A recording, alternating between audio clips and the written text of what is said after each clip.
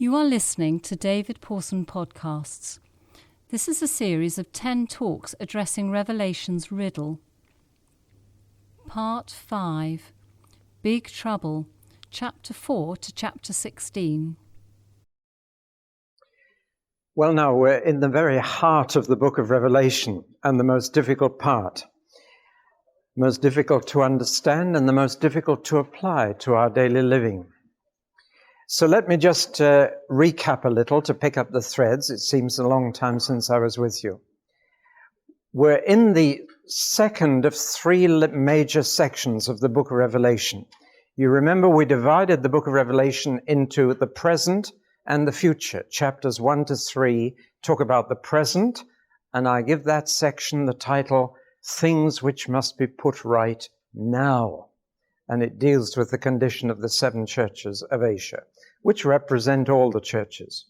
But in chapters 4 to 22, we're into the future. John is invited to come up into heaven and look ahead. So from now on, he sees not just things on earth, but things in heaven. And he sees not only things in the present, but things in the future.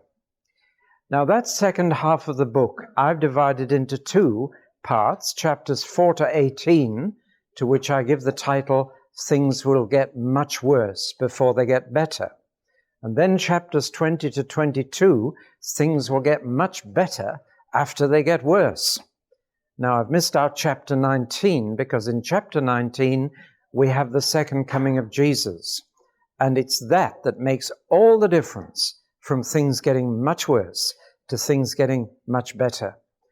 So we're right in that middle section when things will get much worse before they get better. Let me just remind you of chapters 4 to 5. Before we ever look at the dreadful things that are going to happen at the end of our world, we get this tremendous picture of the Creator and His creatures in heaven. Tremendous peace, a most colorful, beautiful, peaceful, powerful scene with God on His throne, quite undisturbed by what's happening down here on earth. There are a lot of threes in that chapter, and God Himself is called Holy, Holy, Holy, and He is also described as the God who was and is to come. A lot of things about God are in threes, and God is a Trinity, as you know. Then there are 24 elders with crowns and thrones around God, and many people ask, why 24? The only answer I can give is that there were 12 tribes of Israel and 12 apostles. And right at the end of this book, in the new city of the New Jerusalem, you find 24 names inscribed on the city, 12 tribes, 12 apostles. It's saying that the old and the new covenant peoples of God belong together. Israel and the church are together God's people, or will be at the end. So that's why there are 24 elders. Then there are 4 creatures. Now these are rather weird creatures. And again, I don't have the complete answer to what they are, but if you go to Coventry Cathedral, you'll find above the high altar this weird, if not grotesque, tapestry. It's an incredible piece of work. There are literally millions of stitches in that huge tapestry. In the original architect's plans for Coventry, there was to be a beautiful rose window there, done by the same artist who did the baptistry window, which is sheer poetry in glass. And I think it's a great tragedy that they cancelled the rose window and decided on this huge tapestry. It really is quite weird. But it's a tapestry of Christ in the book of Revelation, of Christ in glory. And round Him are those 4 living creatures. Can you see them? I don't know if I've got that right way around or not. I think that's the way around. But there are the 4 living creatures, quite grotesque. They certainly are not any living creatures. Basically, one is a lion, one is an ox, one is an eagle, and one is a man. I think between them, they represent all God's creatures from the 4 corners of the earth. Though some people say they represent the 4 Gospels, and I think that's a bit far-fetched. But here are the four creatures on that tapestry around Christ, representing every other creature in the four corners of the earth. Then in chapter 5, we have the picture of the lion and the lamb, or rather, as I said last time, the ram. It's a much stronger picture than a little lamb. And here we have at last a human being who is worthy to press the button and end history and start the countdown of world history. God was looking for a man to do this, but a man must be worthy of that. And Jesus proved himself worthy to end history by dying for everybody within history and coming first to save everybody from a dreadful end. That makes Jesus worthy to end history itself. So we get the picture of Jesus actually ending history. It is this that makes us really quite fearful of Jesus unless we are in a good relationship with him. You see, after he opens the scroll and the countdown of world history begins, we have the expression, the wrath of the Lamb. This is the day of God's anger and of Christ's anger. Here is a picture of Jesus you don't get very often in the Gospels. Only about half a dozen times in the Gospels is Jesus so angry with people that they run away from him. It was his anger that cleansed the temple once, and he actually whipped people. That's not gentle Jesus, meek and mild. That's a Jesus who just from time to time showed his anger when he was on earth. He was very angry when they wouldn't let him bless the little children. He was very angry when they didn't want him to heal a man with a withered hand on the Sabbath. But he was most angry when he found that the temple was a place of commerce and fraud. And he just said, "How dare you turn my Father's house into a den of thieves?" Now, those little glimpses of Jesus in anger on his first visit are really nothing compared with the view of Jesus that we have in the book of Revelation. Listen to these verses at the end of chapter 6. Then the kings of the earth, the princes, the generals, the rich and the mighty, and every slave and every free man hid in caves and among the rocks of the mountains. And they called to the mountains and the rocks, "Fall on us and hide us from the face of him who sits on the throne and from the wrath of the Lamb. For the great day of their wrath has come, and who can stand?" Now, that's going to be a very different God and a very different Jesus to the one that many people think they will meet one day. It's the time when God and his Son boil over in anger at what people have done to this beautiful world that they made. That's really what we're talking about. And that anger results in a whole lot of disasters, which we're going to look at now, one after the other, that are released when Jesus breaks the seals on the scroll. We are now into a period of very great trouble. It is called here the big trouble, or the great tribulation. That's the phrase. I call it the big trouble, capital B, capital T, a time of distress worse than anything the world has yet seen. Now, many of these troubles are not difficult to understand. Let's look at them. There are 3 series of 7 troubles called seals, trumpets, and bowls. Now, when you look at the meaning of all these 21 things, it's not hard to understand them. In fact, they've become entirely credible in our day.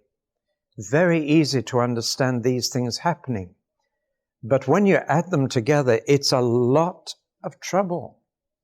It's one trouble after another. Well, we're in the middle section of Revelation, which is bad news. Things will get much worse before they get better. So we have wars and famines and earthquakes and hailstorms and polluted rivers and oceans and diseases killing a third of mankind. Well, do you find all that difficult to believe? I don't. It's entirely credible now. Now, the problem is to discover the order of these events. But let's just go through the events themselves before we go any further. Last time I did introduce you to the first 4 seals, which come to us in the form of 4 horses of different colors.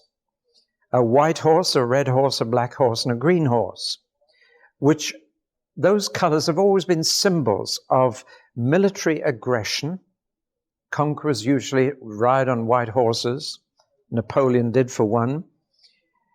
A red horse symbolizes bloodshed, a black horse famine, because that's the color human flesh goes under malnutrition, and the green horse disease, which usually follows famine when the physical resistance is low. Now that's a series of 4 things which you can see in local situations in many parts of the world. Aggression, then bloodshed, then famine, then disease. And we can see them in Angola, in Sudan, in Bosnia. You can see them in many parts of the world, but here we're seeing them on a worldwide scale, not just in local countries, but on a worldwide scale, a greater scale than before. Number 5 and number 6 are quite different from the first 4. Number 5 begins to talk about the troubles that God's people will have in addition to the general troubles there will be for everybody. In other words, God's people will suffer more than others because they will suffer the general natural disasters as well as being a kind of scapegoat for those disasters. People have to find someone to blame, and God's people are going to be hit worse than others. But then that has always been the case. God's people suffer more than other people. We suffer from the normal things that go wrong in this world. We also suffer because we don't belong to this world. So God's people have a double portion of suffering. It is normal for God's people to suffer, but it will be worse at the end. So here we have number 5, seal number 5, persecution of Christians and the believer's prayer to God. How long? How much longer is this going on? Then in number 6, we go back to the world of unbelievers, and we have huge earthquakes and terror from those earthquakes. Now, I've never been in an earthquake. I was once at the top of a skyscraper in Seattle, in America, when there was a tremor. And I thought at first it was me going faint, but then I realized the whole building was swaying. But it wasn't too bad. But people who've been in a bad earthquake tell me the most terrifying part of it is that there's nothing to hold on to, because there's nothing stable. The whole world is shaking. Now that's seal number 6. And then number 7 is quite a surprising one. Silence in heaven for half an hour. That is so surprising that it tells you that heaven's quite a noisy place. Well, we know it's a very musical place. There are lots of singing there. But all 7 seals are greeted with total silence in heaven for half an hour. And that's probably unheard of in heaven. So those are the 7 seals, and I want you to notice something about this. The first 4 belong together.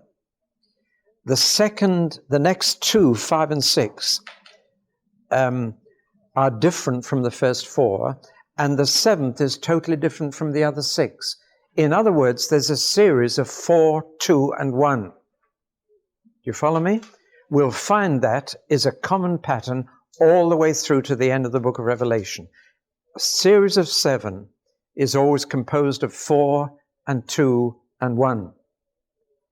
So the first 4 belong together in a pattern, then the next 2 go together, and the final one stands on its own.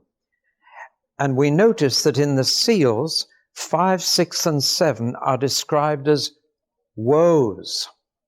Now that word woe is a curse. It's a word we should never use. I tremble when I hear a parent say to a little child, "Woe betide you if you do that again."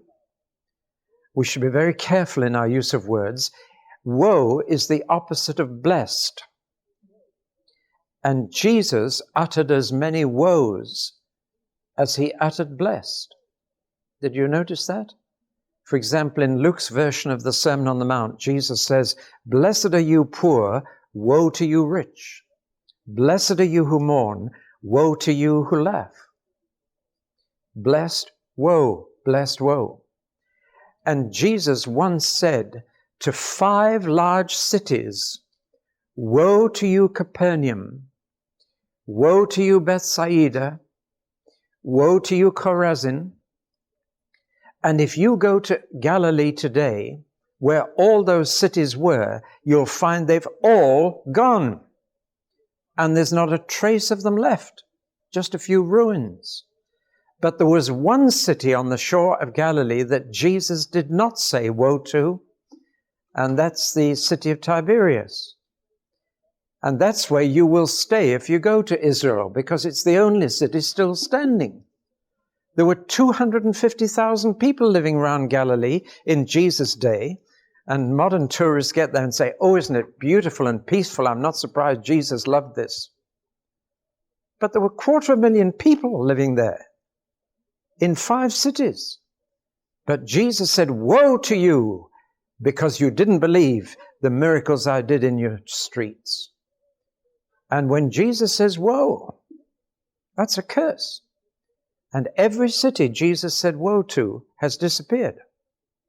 The only city he didn't say woe to is still there. That's why you must notice this word woe when it occurs. It's a very serious word. And the last 3 seals are called woes. We're going to see that the last 3 trumpets are called woes, and the last 3 bowls are called woes, meaning that the last 3 in each series are much worse than the first 4. Do you follow me? There's the element of cursing coming in to the climax of each of the 7 series. Let's therefore look at the 7 trumpets. 1, 2, 3, and 4 again go together. They are all concerned with the environment, with what we call ecology now. A scorched earth, a dust bowl earth that cannot grow food. A polluted sea is the second. Contaminated fresh water is the third. And reduced sunlight is the 4th. And of course, sunlight is the source of our life and energy, the source of our food. It's the source of so much. So these first 4 trumpets are natural disasters. The first 4 seals were caused by human beings. But these 4 are now the environment going wrong, and seriously wrong, and therefore unable to support the population. Again, 5 and 6 are rather different to the first 4. Well, 5 is an insect plague. Now, locusts are mentioned. I've only once been in a locust plague in Kano in northern Nigeria. I've never seen anything like it. At 11 o'clock in the morning, the sky went dark. I thought it must be an eclipse, but it wasn't. It was a locust swarm. And I measured them. They were flying at 12 miles an hour. and it took 3/4 of an hour for the swarm to pass. And I was just watching a whole tree, and after they'd passed, there wasn't even bark on the tree. It was just like a white skeleton. And the poor Africans were trying to save their little cabbages, but they couldn't. And you could hear them all chomping. How many of you have seen a locust swarm? You know what it's like. Millions upon millions of these little things, and they just eat everything in their path. Well, that's number 5.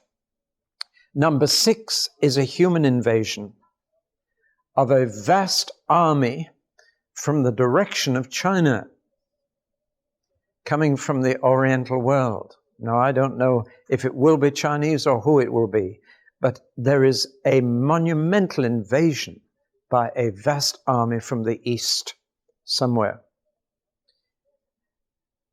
But in number 7, once again, we have a complete change. And now an announcement that the kingdom of the world has become the kingdom of our God and of his Christ. So once again, we have a series of 7, with the first 4 going together, the next 2 taking a different turn, and the last, the 7th, taking a completely different turn. Notice the pattern here. There's a clear pattern emerging. When we come to the bowls, we have here some serious things happening which will have an immediate effect on worldwide health.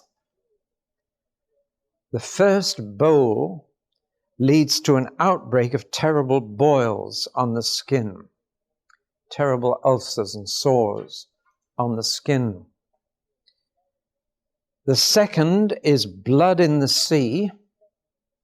That happened on the Western Pacific some years ago. I don't know if you remember it, when the whole Western Pacific off the shores of South America went blood red. It's happened locally before. It's a weird sight to see an ocean of blood. But here the whole sea, all of it. And similarly, the same thing happening from the springs of water.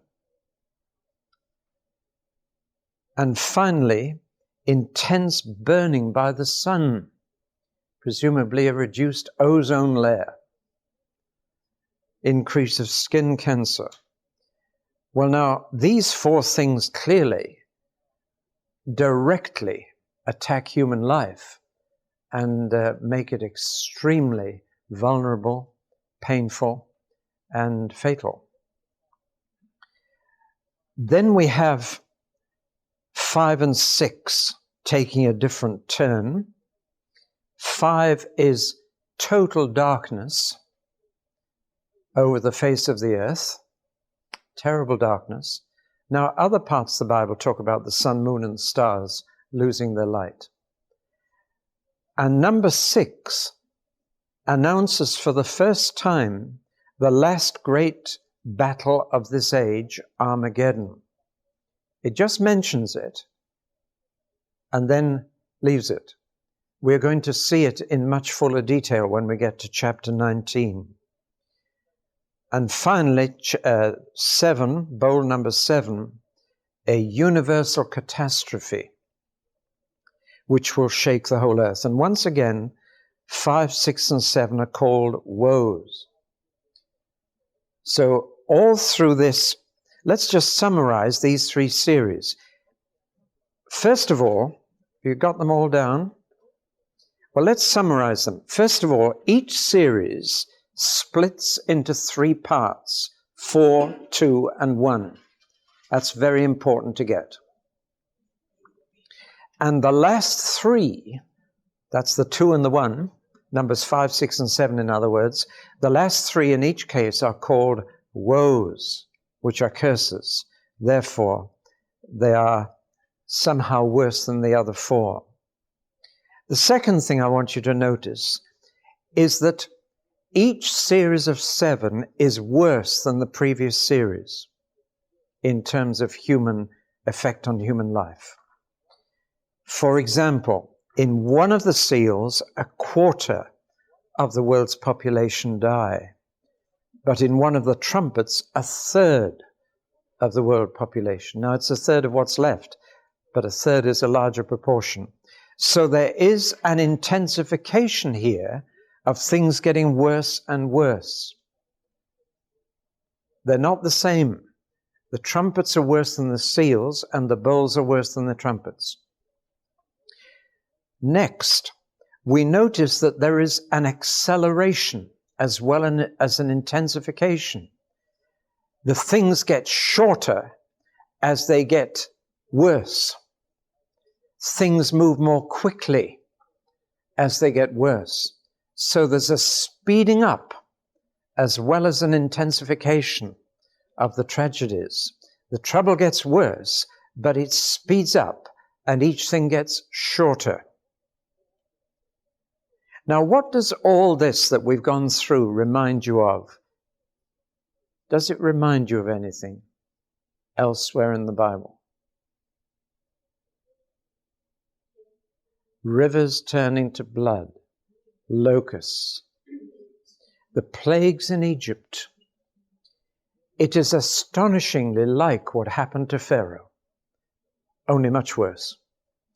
But it looks as if the plagues in Egypt, those 10 plagues, were a kind of foretaste. What God did to Pharaoh, he will finally do to Antichrist. You see the parallel? And it's remarkably similar. Next, I want you to notice that the seals have human causes. Aggression, bloodshed, resulting in famine and disease. That's all caused by man, human causes. The trumpets have natural causes. They come from the environment. But the bowls have supernatural causes. They are poured out by angels. There's no mention of angels doing this until the bowls. Do you follow me? So that once again, there is a clear progression of human disasters, natural disasters, and supernatural disasters caused by angels. So I hope you've got this picture of a kind of what we call an exponential curve, a kind of, whoops, oh, all my notes gone. A kind of climax building up. Now then comes another big question. How do these all relate to each other? The 3 trumpets, the 3 seals, the 3 bowls, and so on. I've lost my notes, tipped them on the floor, but we'll find them again. Let's look at this. Oh, thank you, there are 2. Let's look at the ways in which people have tried to relate them to each other.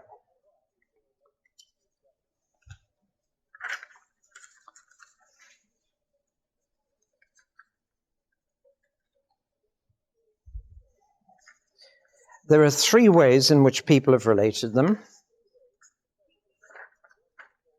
First, what we call the successive way, which means simply the seals are followed by the trumpets, followed by the bowls. And many simple commentators have simply said that's how they relate. That you have 1, 2, 3, 4, 5, 6, 7 seals, 1, 2, 3, 4, 5, 6, 7 trumpets, and then 1, 2, 3, 4, 5, 6, 7 bowls. Well, I'm going to say that I don't think that's the answer. For the simple reason that number 7 in each case seems to be the same one. That while they're different 1 to 6, 1 to 7 is always the same, and it's a worldwide earthquake. So that it's not quite as simple as that we have 7 seals followed by 7 trumpets followed by 7 bowls. So some other people have come up with an alternative, which is called the simultaneous way of relating them to each other. The simultaneous way of relating them is to say that they are parallel, that each goes back to the beginning again. And this acknowledges that number 7 is the same in each case. So therefore people say, well, it must cover the same period.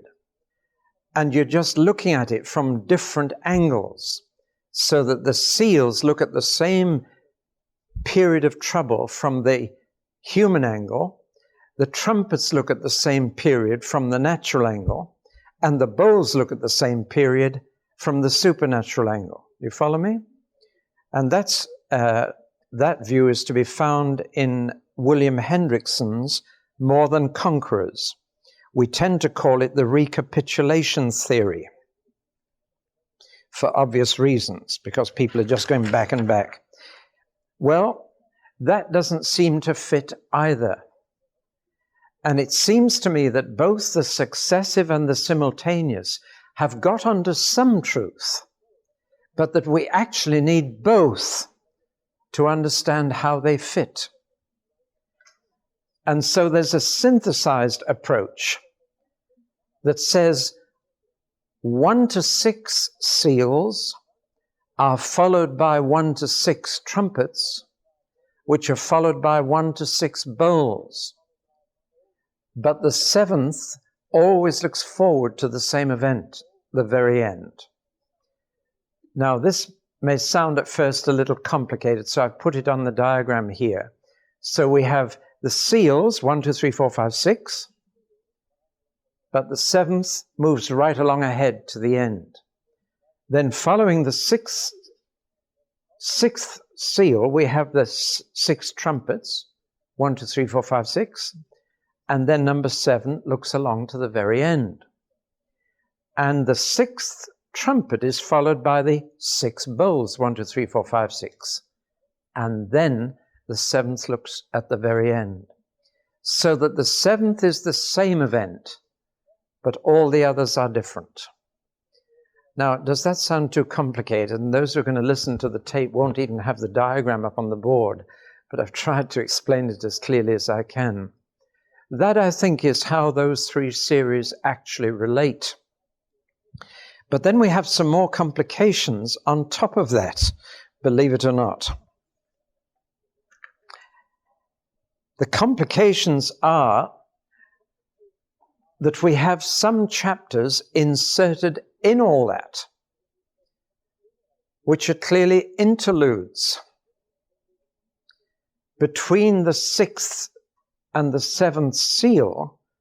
Chapter 7 is inserted, which is not part of the series. And between the 6th and 7th trumpet, chapters 10 to 11 are inserted. They're not part of the series. Now, since the bowls are all so close together right at the end, there's no way to put an interlude in there, so that in fact it's put in before the 7 bowls, but chapters 12 to 14 belong to the 7 bowls. So that the diagram as we have it is, on the first line, 6 seals, and then right at the end, number 7. And then in that gap we have chapter 7. Then on the next line, after the 6th seal, we have 6 trumpets, and then an interlude, chapters 10 to 11, and then the 7th. Then we have an interlude before the bowls that fits into the last series, which is so close together they can't fit it in. We then have 1, 2, 3, 4, 5, 6 bowls and the 7th. Now then, why is it all so confused?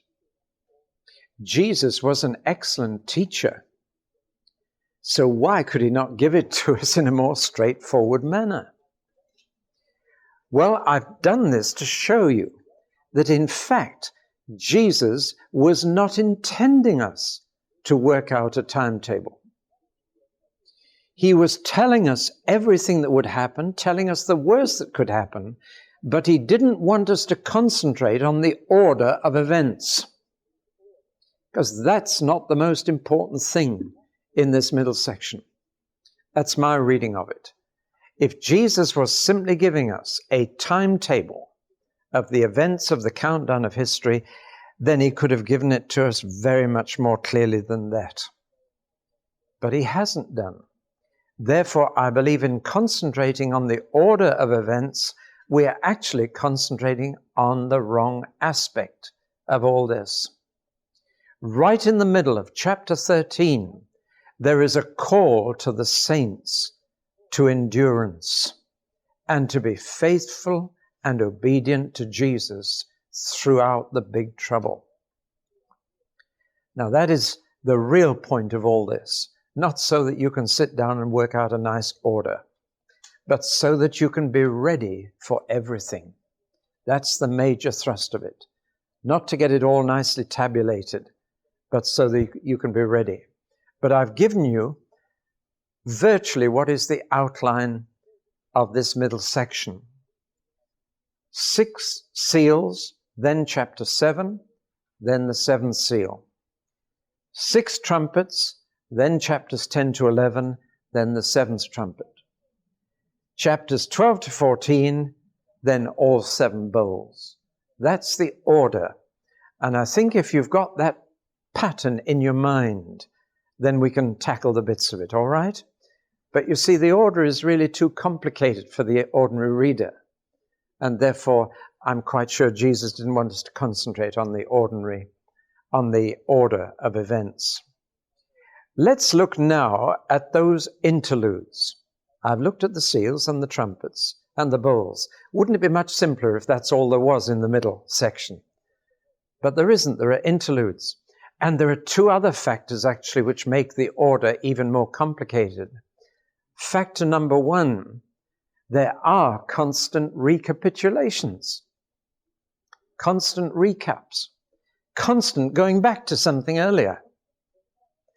And in addition to that, there are anticipations of things that haven't even been mentioned yet. Things like Armageddon, we don't know what that's about.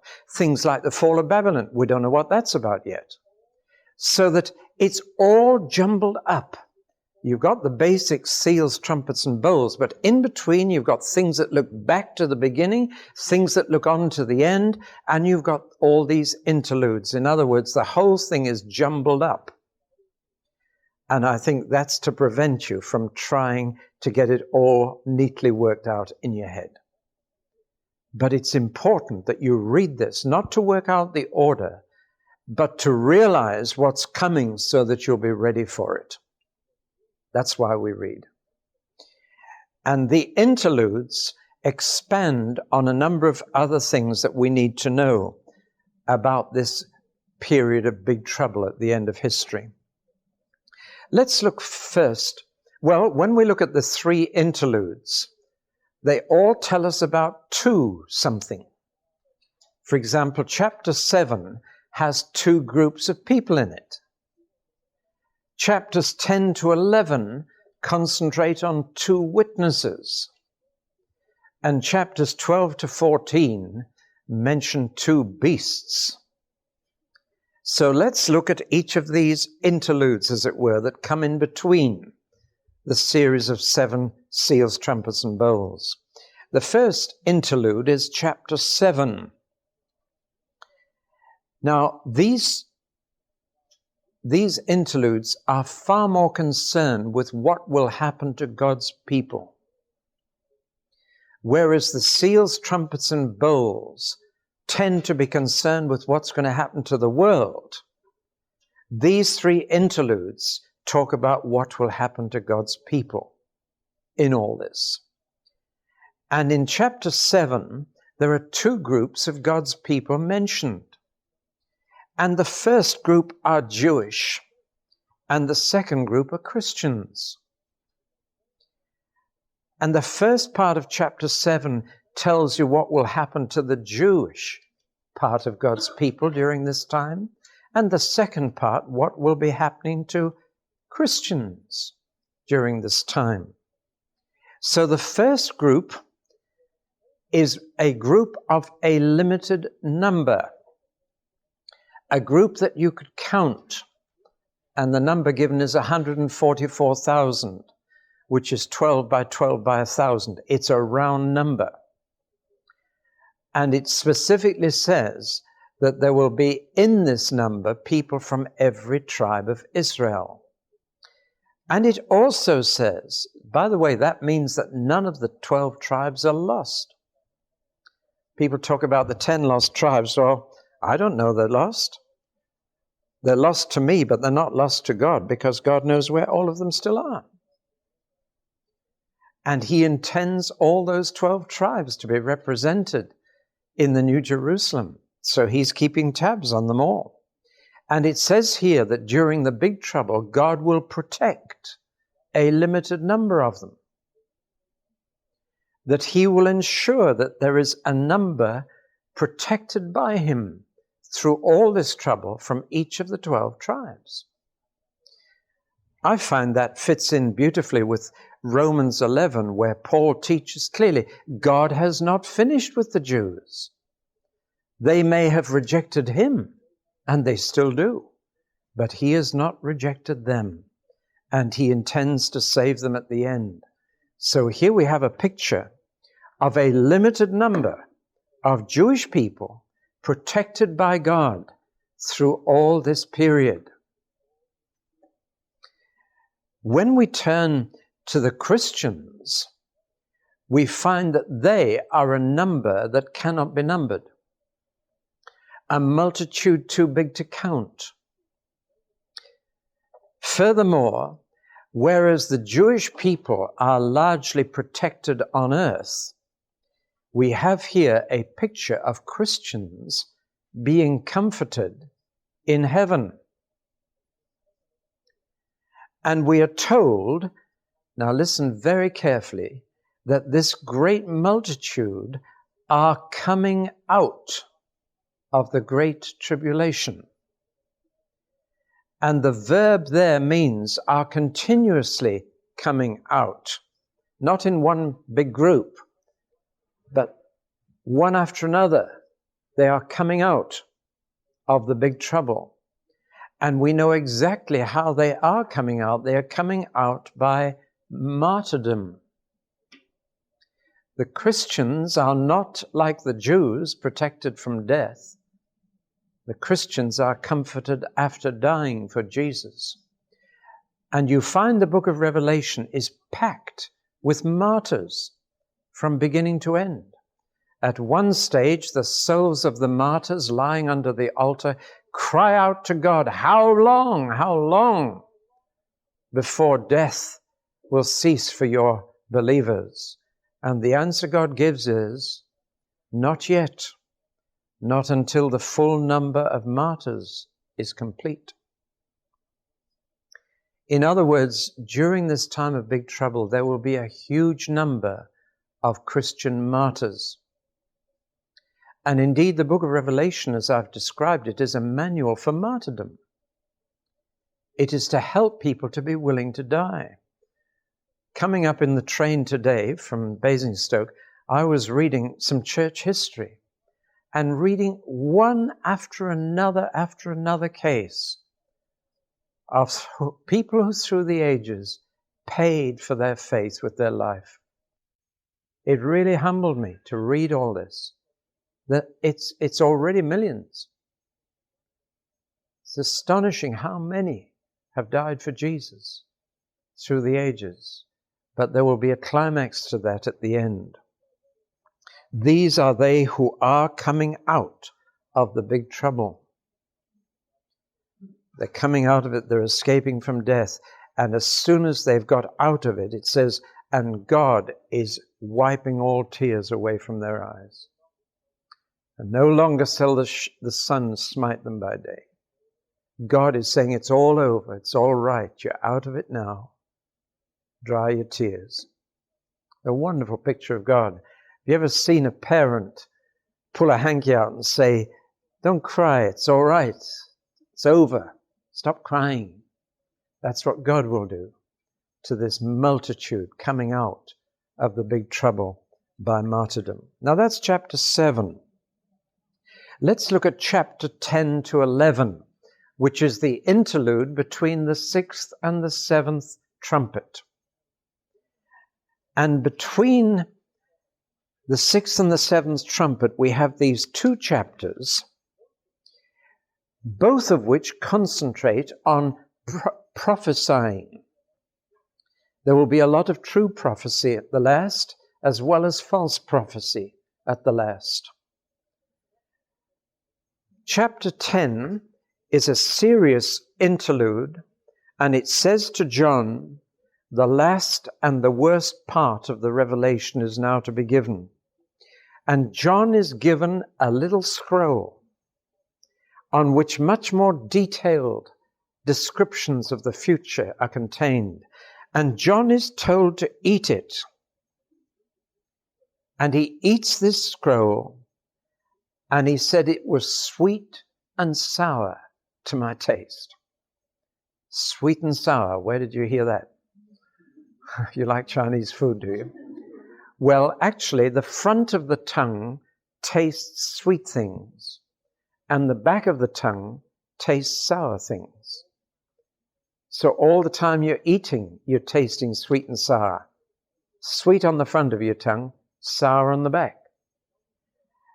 And John says, when I read this scroll, my first reaction was, it was nice, it was sweet. But then as it went further in, it turned sour. Do you know, I find the whole book of Revelation sweet and sour, don't you? It's exciting to read.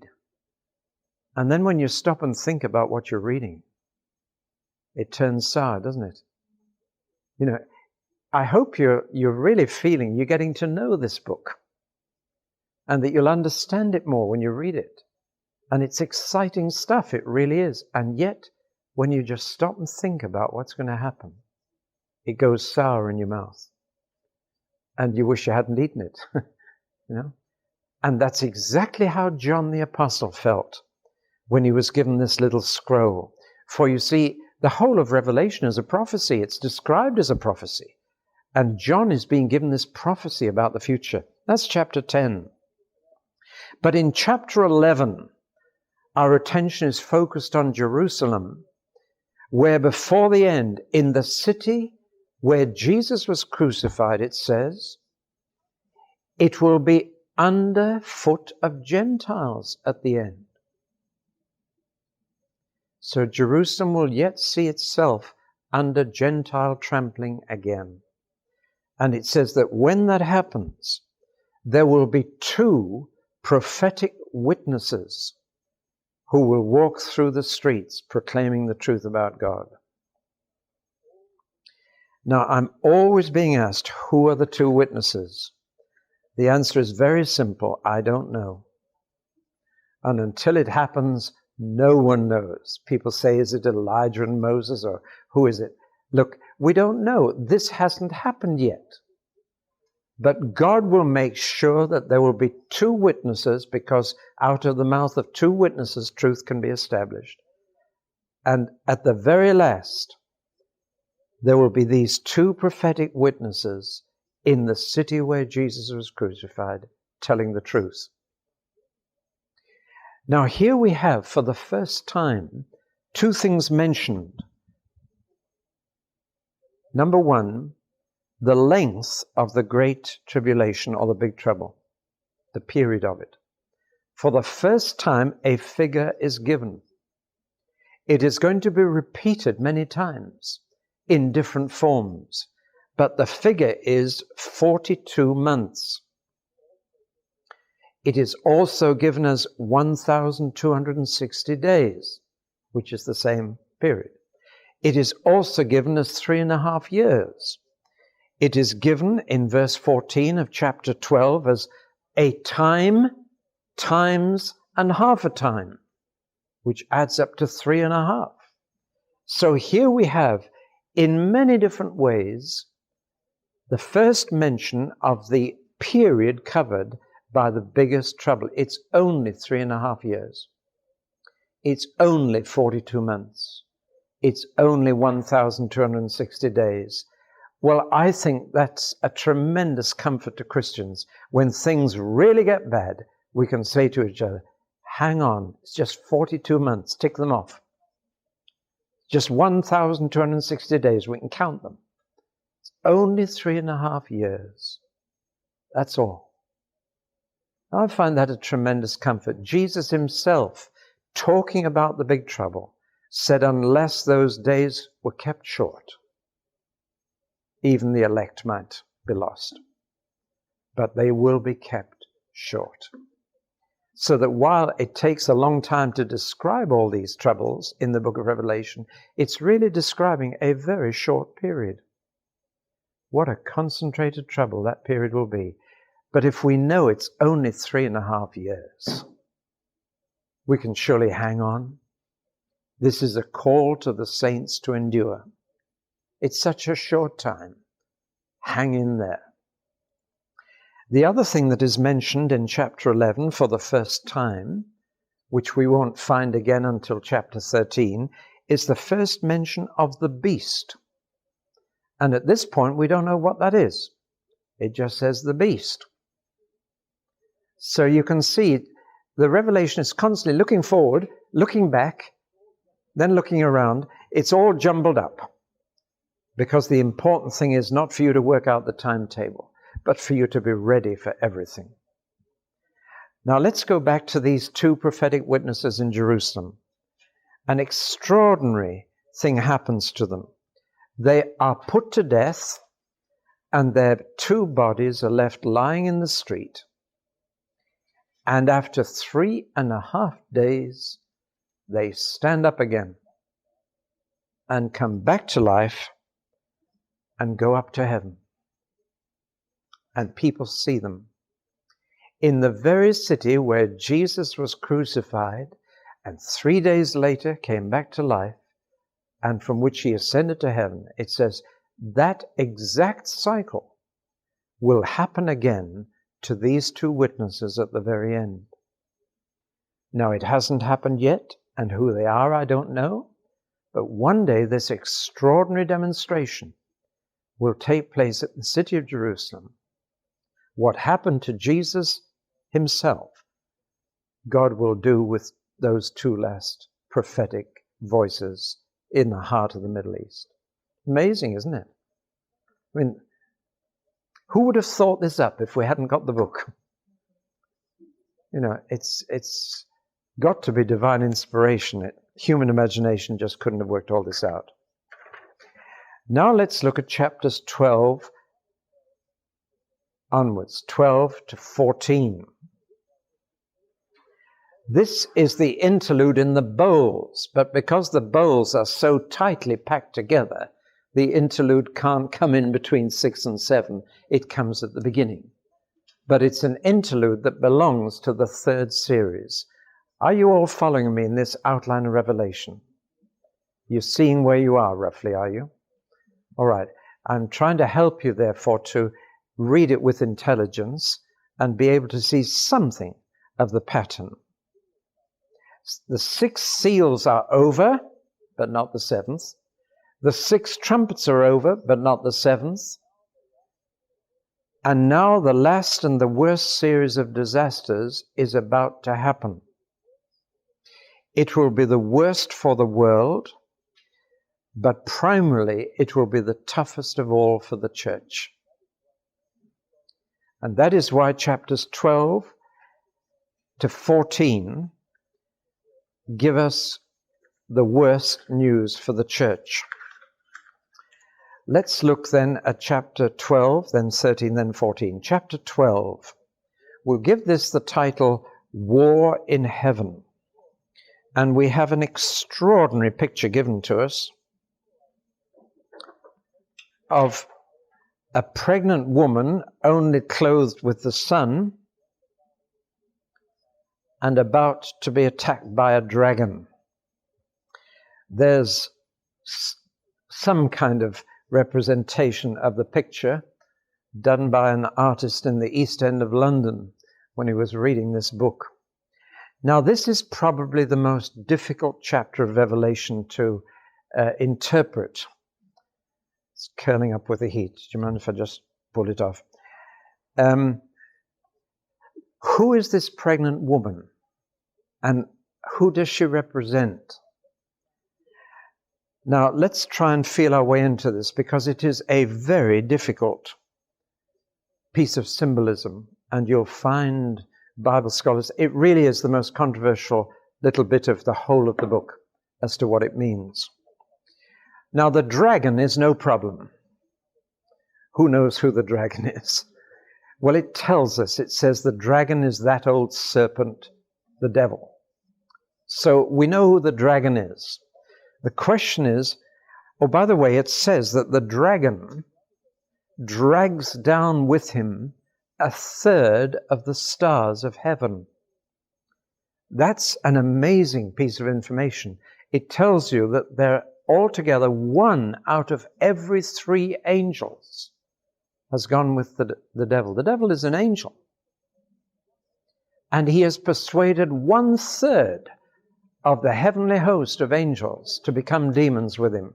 A demon is nothing else than an angel following Satan, and Satan himself is an angel. In other words, there are good angels and bad angels, and the good ones outnumber the bad ones 2 to 1. So here we have this dragon, this devil, at the head of an army of 1/3 of the angels, now called demons. And he is going for this pregnant woman dressed in the sun.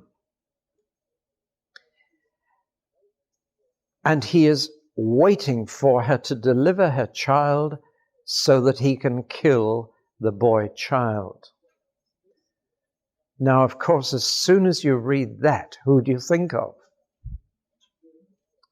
Pardon? Mary. I'm afraid that's the first person many people think of, and it is the official Roman Catholic interpretation of this chapter. And you can understand that because of their veneration of the Virgin Mary. They see Mary in many places. Yes?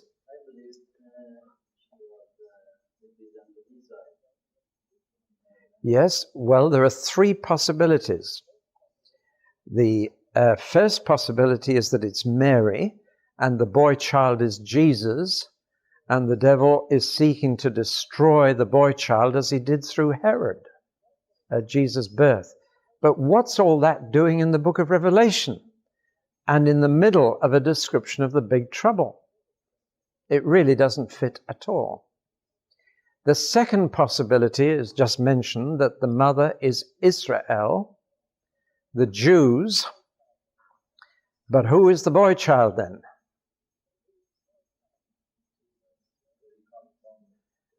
Again, those who take that line say the boy child is Jesus. I want to put a third possibility to you, which puts it back into its setting. What's it doing here in the book of Revelation, in the middle of the description, or not at the middle, towards the end of the big trouble? Well, bear in mind first that all women in the book of Revelation are not individuals. Every woman in the book of Revelation represents a large number of people. We shall see the scarlet woman representing Babylon. We shall see the bride, the New Jerusalem, representing God's people. This woman is a representative woman, what we call a corporate symbol. Now, it says that though her man-child is killed, the rest of her children flee to the wilderness and are saved.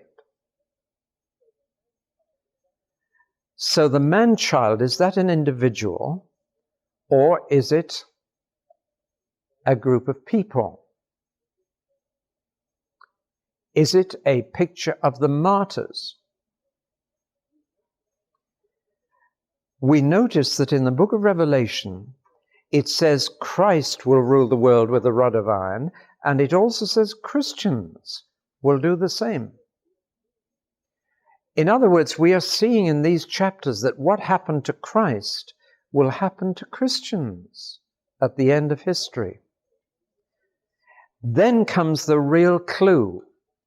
Because in connection with this woman, it says that she flees to the wilderness for 1,260 days. That is the period of the big trouble. So we're not talking about Jesus' birth at all. We're talking about the big trouble.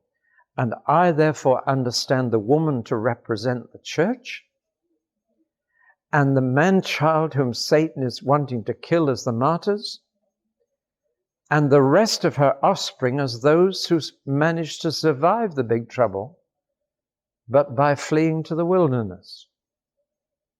Now that, I believe, is the picture here, and that picture fits perfectly with where it comes in the book of Revelation.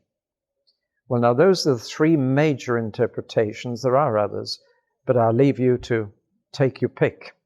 There's the first, that the woman is an individual, and it is Mary, and the devil is seeking to kill her man-child, Jesus.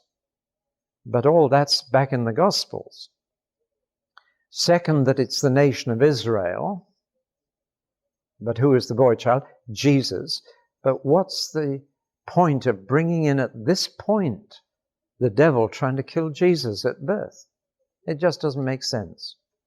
But if this woman represents the Church of Christ, and her offspring are going to be treated as Mary's offspring was, and there will be those who seek to kill her offspring, but some of her offspring will escape by getting out into the country areas for 1,260 days and hang in there, somehow survive.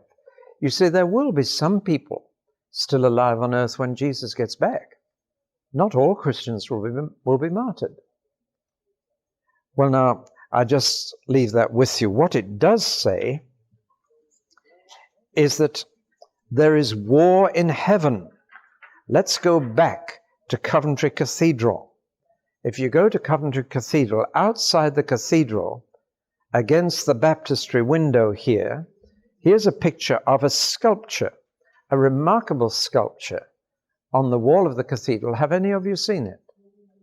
Right. It's a picture of the archangel Michael, not Michael, Michael, defeating the devil. And it's there on Coventry Cathedral. That's taken straight out of chapter 12. And what it says is this: Satan right now is in the heavenly places. He's not in hell. Nobody's in hell yet. Hell is being prepared for people, but nobody's in hell yet. Not even the devil's in hell. Demons are in heavenly places. That's why we don't wrestle with flesh and blood, but with principalities and powers in the heavenly places. See, devil is an angel, and the demons are in heavenly places. But there will come a day when an archangel kicks the devil out of heaven for the last time. If you read Job chapter 1, you find the devil attending the council of heaven and arguing with God. But there will come a day, says chapter 12, at the very end of history, when the devil will be thrown out of heaven, and the third of the stars with him, all his demons. And they will be right out of heaven. But it says they will be so angry that their anger will be directed against earth. And that is why things get so terribly bad right at the end. Because the devil is finished, he's out of heaven, he has a last opportunity to mess the earth up. And it is that frustration that leads directly into what he will do on earth when he's finally kicked out of heaven for good. And chapter 13 tells us what he will do. And the answer is, he will raise up two beasts. In chapter 13, verses 1 to 10 talk about the first beast, and verses 11 to 18, the second beast. Both are human beings, and together they form the last totalitarian regime earth has seen. The first beast is political, the second is religious. They are elsewhere known as the Antichrist and the false prophet. And together with the devil, they form an unholy trinity. Instead of Father, Son, Father Christ, and Holy Spirit, we have devil, Antichrist, and false prophet. It's a hellish substitute for the Holy Trinity. And together, these two puppets of Satan will control the earth for a very brief period. Let's look at the two beasts of chapter 13. The first one is political, a world dictator who is given authority over every tribe, people, language, and nation. He is also allowed to fight and conquer the saints. He is also called the lawless one in 2 Thessalonians chapter 2. Now, just to clear up one thing, anti doesn't mean against. It means instead of. And Antichrist means instead of Christ. It's interesting that the devil once offered Jesus the post of Antichrist. Did you ever realize that? The devil said to Jesus, I'll give you all the kingdoms of the world if you'll bow down and worship me. And had Jesus been tempted and accepted the devil's offer, we would now be talking about Jesus Antichrist.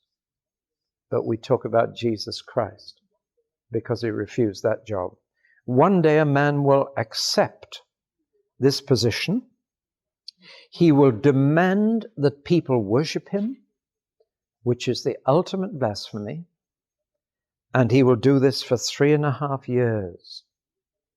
Now, at this point, there are some details about his kingdom that we won't understand till it happens, but it talks about 10 horns and 7 heads, one of which is fatally wounded but miraculously healed. Clearly, there is a coalition of nations here. People ask me, do you think the European community will be it? I don't know. I'll wait and see. It's now got more than 10 heads in it, so that put some people off who were, when the European community had 10 in it, everybody said, hey, is this the Antichrist's community? We don't know. It looks like being far more than 10 heads in the near future. We'll wait and see. But the 10 heads clearly mean a coalition of 10 nations, but with 7 rulers. And again, I don't know. It seems if some of those rulers will have more than one nation under them. But of those 7 rulers, one will be fatally wounded, but miraculously restored, which will impress a lot of people. But out of all that will come the beast. Out of all that will emerge this powerful ruler. Now, he hasn't emerged yet. People thought it was Gaddafi, they thought it was Saddam Hussein, they thought it was Napoleon. People have thought there are many antichrists gone into the world, but the one hasn't come yet. I'll tell you his name when he comes, if we're still around. The second beast, in verses 11 to 18, is a false prophet who can back his words with signs and wonders. The devil will give him power, and he will be the religious leader underneath the political leader to bring people into one world religion and one world government. I have mixed feelings about all the desires that I come across, that we should all be in one nation under one government. I believe we will be under Christ, but I don't want to be under Antichrist. So I have mixed feelings about all the talk of world government, because it's all heading up for this.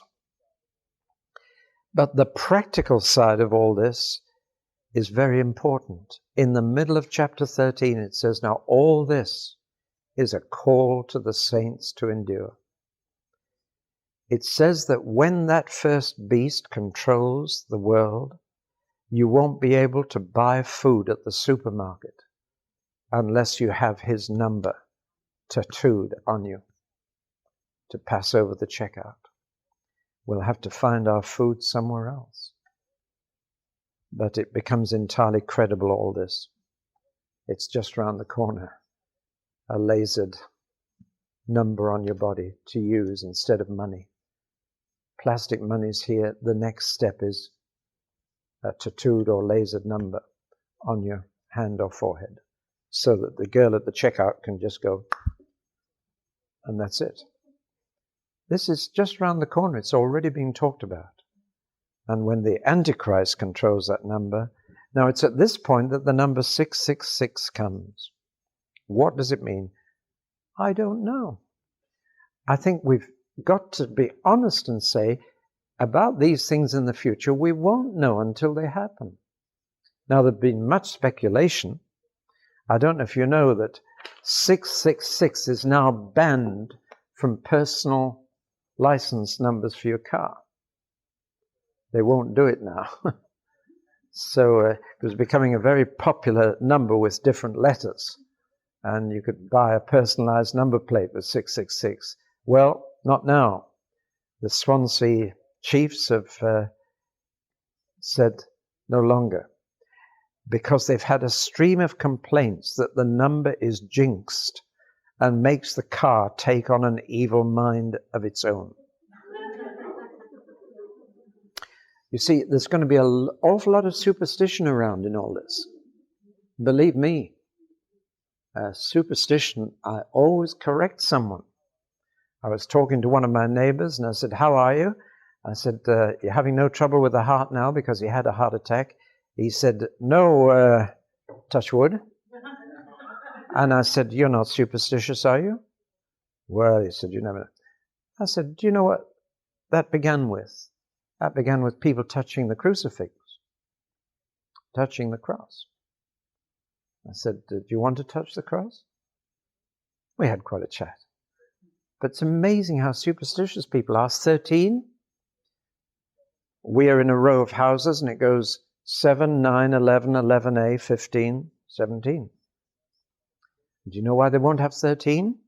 Because 13 sat down at a table one night and 24 hours later 2 were dead. Judas and Jesus. That's where it goes back to. There's going to be an awful lot of superstition around towards the end.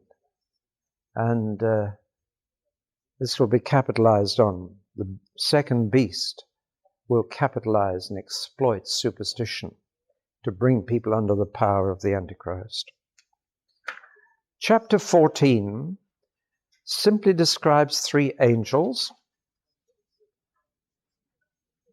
And this vision in chapter 14 somehow compensates for the horrors we've been reading about.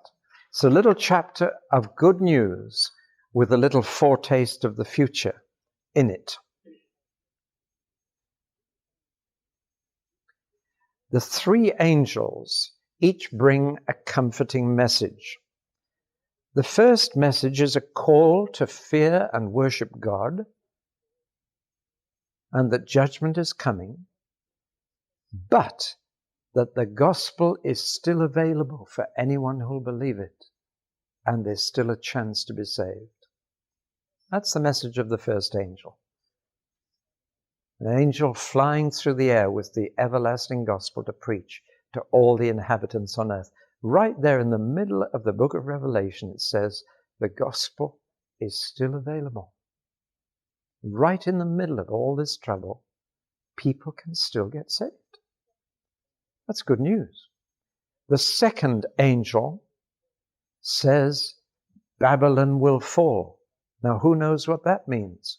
I won't talk about it in detail until the next time I'm with you.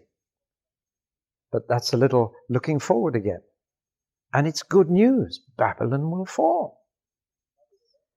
And the third angel, by the way, that will be spelled out fully in chapters 17 to 19, but the book of Revelation keeps looking back and keeps looking forward. It keeps jumping around all over the place. The third angel has a warning for believers, for the saints, that they could finish up in hell. unless they are faithful and obedient. The third angel says to believers, it may mean martyrdom for you. You haven't got to live. I remember a man telling me once that he had to compromise in his daily work because he said, I've got to live. And I said to him, no, you haven't got to live. Jesus didn't have to live. Apparently that word just set him free. And he went to his boss. He was working for the ITV, and he was writing a sitcom, a situation comedy for them, and they had told him he must put a gay into the sitcom. And he told me he had to. He was a freelance, dependent on this money. And I said, no, you don't have to live. Jesus didn't. And that set him free, and he went to the ITV authorities. He told them he wouldn't put a gay into his sitcom, and they accepted the sitcom. And he's still working for them.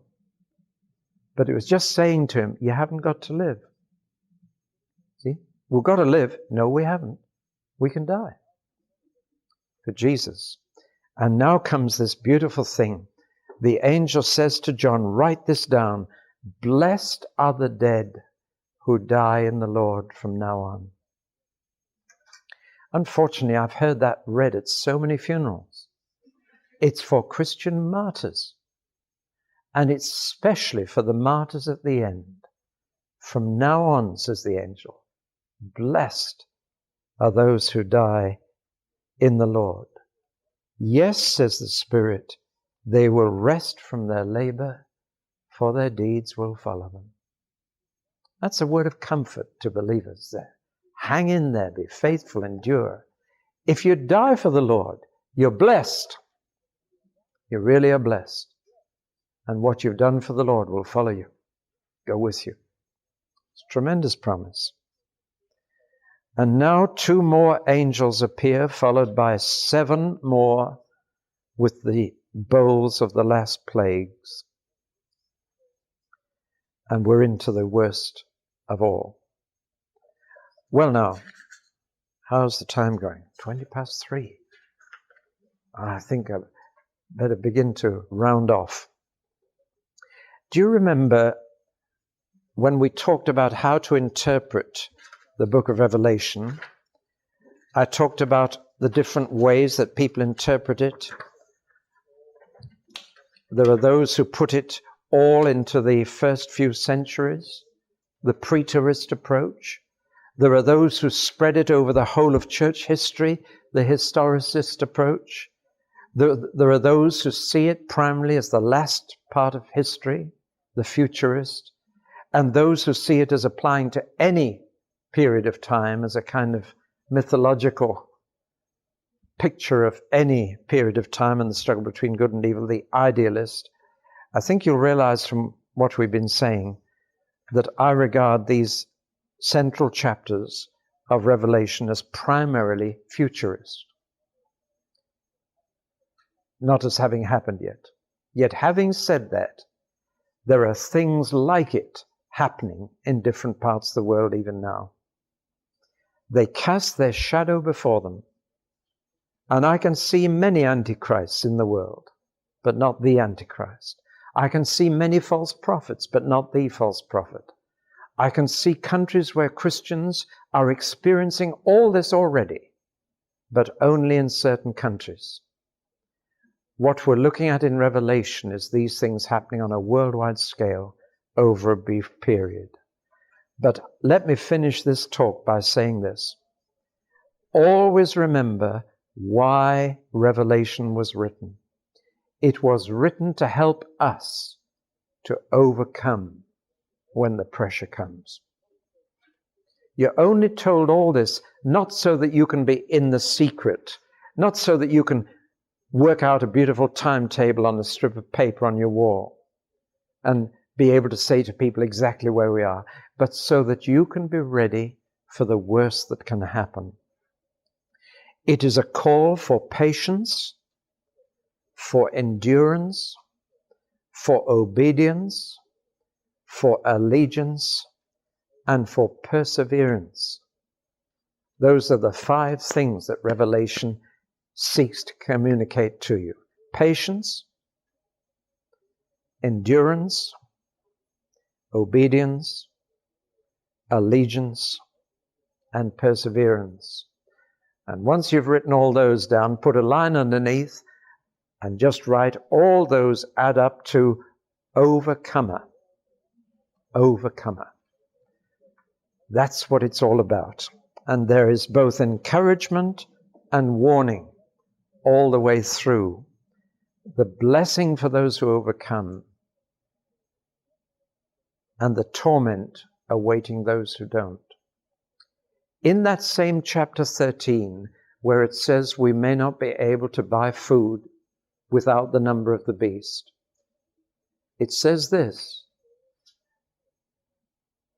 I saw the smoke of the torment going up forever of those who had the mark of the beast in order to get food.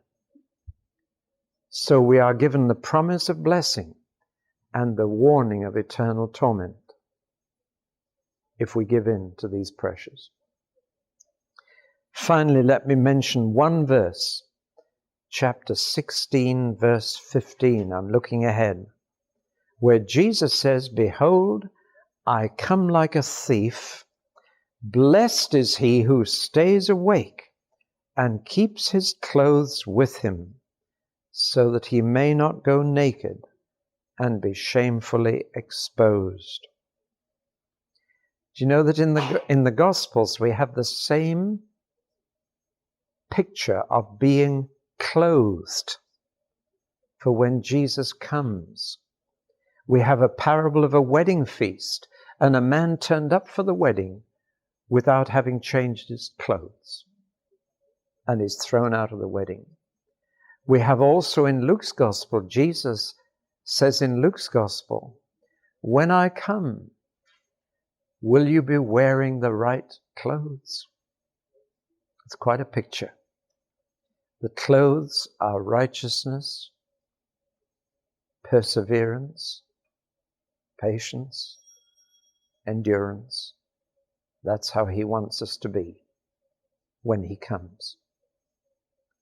Well, next time, God willing, we'll look at chapters 17 to 19. We've taken you, I think, all the way up to the end of the bowls of wrath. So we'll start next time, chapter 17 to 19. You have been listening to David Pawson. Other talks by David Pawson can be found and downloaded free of charge by visiting www.davidpawson.co.uk.